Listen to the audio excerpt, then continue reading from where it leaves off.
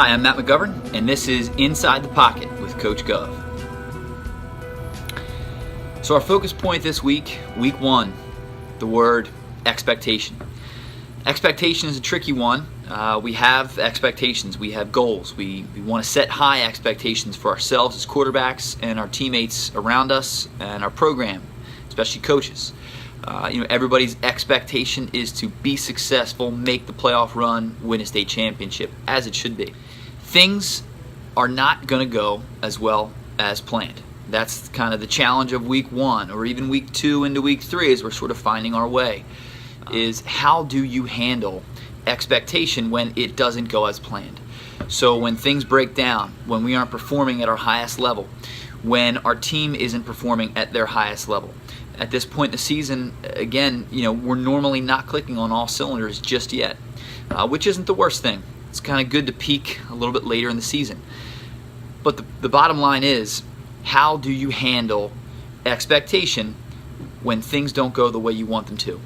So my tip for you this week in regards to the early point in the season, dealing with these high expectations and high aspiring goals that we've set for ourselves, it's don't let expectation define you.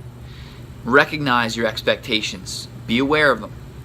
But then start to change your focus to the how. How am I going to achieve my expectations? And more importantly, when things don't go well, how am I going to maintain my focus in the moment each and every snap?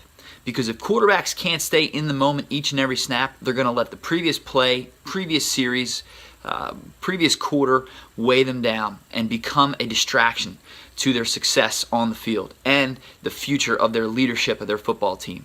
So quarterbacks, if you're listening out there, do not let your expectations define you. Stay in the moment, be aware of your mechanics, execute your plays as your coaches are giving you instruction to do so, and keep your awareness in the moment. Now, in taking a look at the idea of expectation, I'm going to show you a quick little video clip here of Isaiah Jones from LaSalle High School. In terms of expectation, he's a high-level performer, high-level athlete, missed his entire junior season last year. And I've been fortunate enough to work with him over the course of the past couple of years. So the expectations for him are very high, both personally and as well as for his own coaching staff. So I'd like to take a look at a play from this past week's scrimmage that they had against Downingtown West to highlight just how he handled expectation. You're going to look and you're going to see man coverage in this set, and you have an off man down the bottom of the screen. And Isaiah's going to make a decision here to throw to his deep comeback route by his top receiver. But he does so by being very patient and working in the pocket. So let's take a look at the play as it runs through.